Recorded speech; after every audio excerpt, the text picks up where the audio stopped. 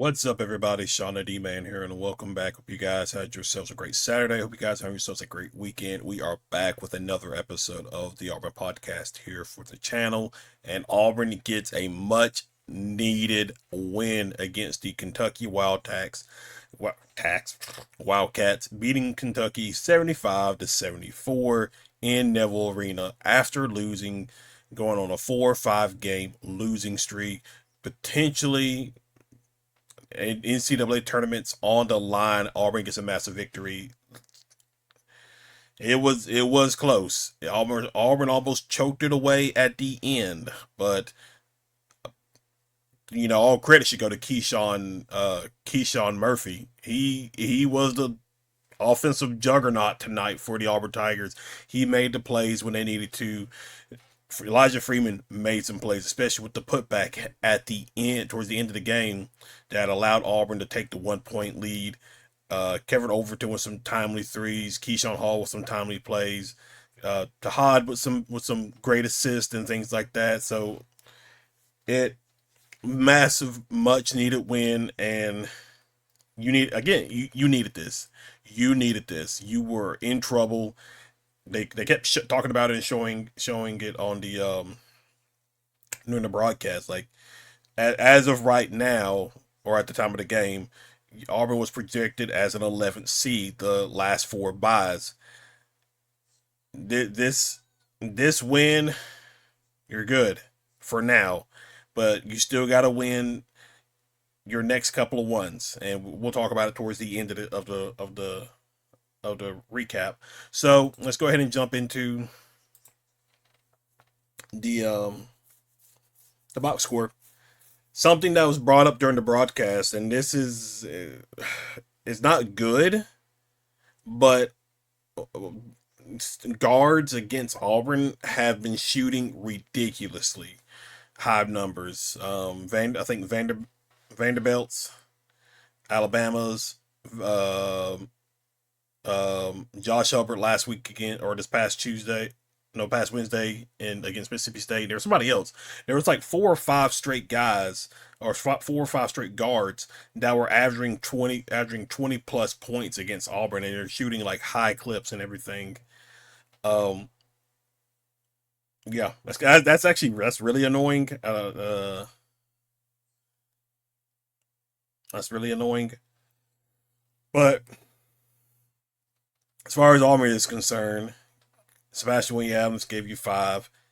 Keyshawn Hall didn't really give you much offensively. 3 of 15, 1 of 6. But guess what?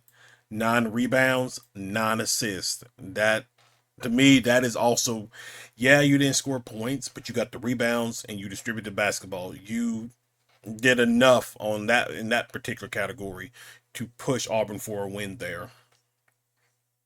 Um, Keyshawn Murphhy, 25 points, 9 of 14, 1 of 1 for 3, 10 rebounds. Again, he's really the reason Auburn was able to pull this game out. Kevin Overton, 3 of 6, 1 of 3, 1 assist. He made some timely threes when Auburn needed it. Tahad Pettifer, 2 of 9, 1 of 4. But listen, three rebounds, 3 assists. His turnovers were not very good. He just weren't good. Elijah Freeman finally provided something off the bench. I'm not dogging Elijah Freeman or anything like that, but it's just whenever he would come off the bench, he wouldn't really give you anything offensively. Even Jovic, 5 points. He did enough. He played his role that he needed to, got some nice buckets and stuff like that. Um, I didn't realize Blake Mashalik only played 2 minutes. But yeah, your starters pretty much the entire game, and you won this game without Keyshawn Hall and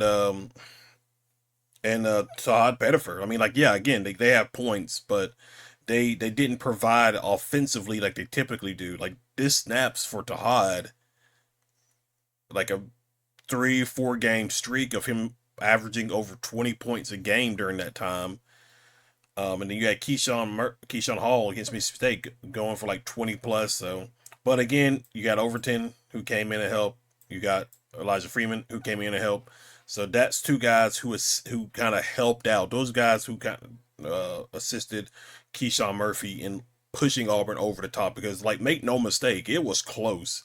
It almost looked like Auburn was about to choke it away down the stretch. Like the last minute or so, they kept turning the ball over. It just looked like it was about to be another Auburn to collapse, but they didn't. They were able to pull it out. So, like this team, regardless of what they are right now, 15 or 12, 6 of 8 in the SEC, regardless of that, you can definitely say that this team has not quit through any of this. They have continuously fought each and every game, even in the ones that they lost.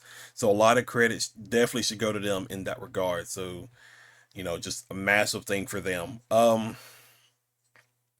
But later, offensively, they were just terrible too. To be quite honest, because Auburn, I think at a point was like four of 19, 4 of 20 from layups. Like their layups were just terrible in this game. It was just really ridiculous on watching that.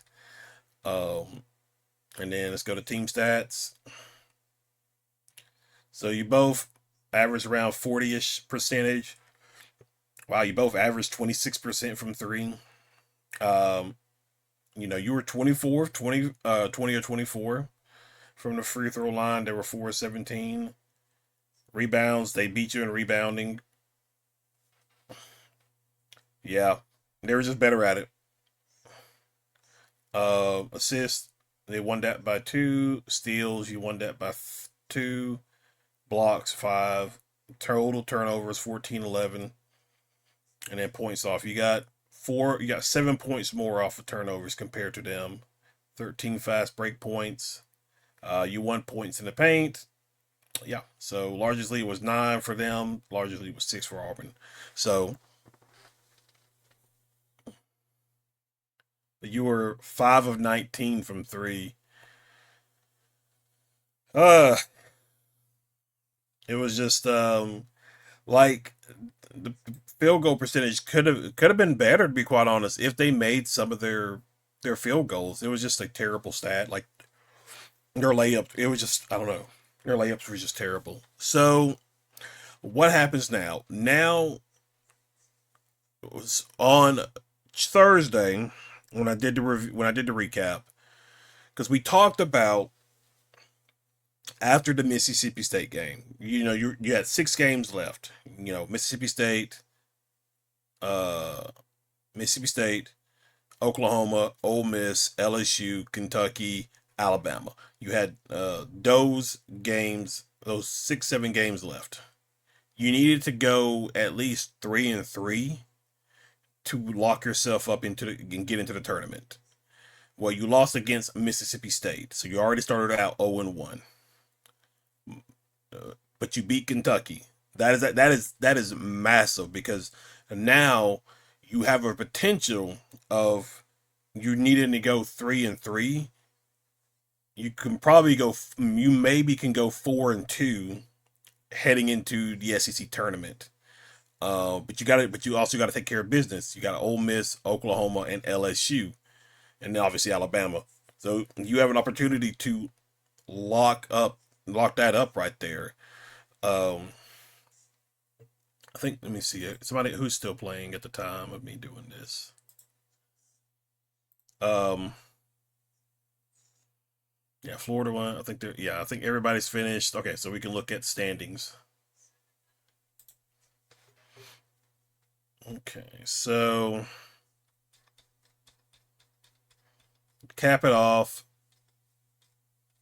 Where you at? There you are. All right, so to cap it off, you are now sitting at 6-8. Okay, and you see you got LSU, Oklahoma, and Ole Miss as the bottom feeders. So you have to beat them. You cannot lose to those three. You have to beat those three. Um, you beat Kentucky. You beat Texas. So you could position yourself to be quite honest, because if we look at it, look, you're 6-8 right now. But you beat Texas. Yeah, you're not catching Arkansas. You need to catch up with you need to get into this middle range here.